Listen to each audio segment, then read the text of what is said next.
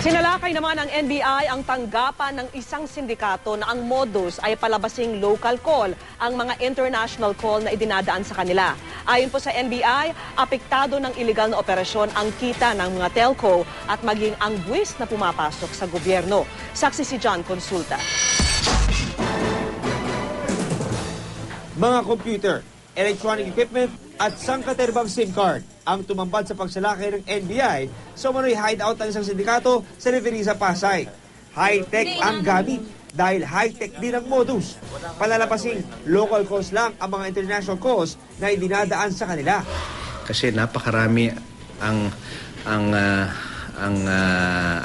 disadvantage sa atin na napakarami nang nawawala sa atin both sa mga businesses natin and also sa government. And of course, sa tao din, may mga mawawalan ng trabaho dyan dahil mababawasan ng kita itong mga telephone companies. Kabilang sa mga inaresto ng NBI, ang ilang Pilipinong tauhan ng kumpanya.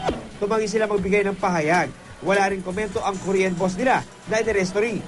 Tiniyak naman ng NBI na magpapatuloy ang operasyon kontra sa mga ganitong sindikato na pumaperwisyo sa mga industriya sa bansa.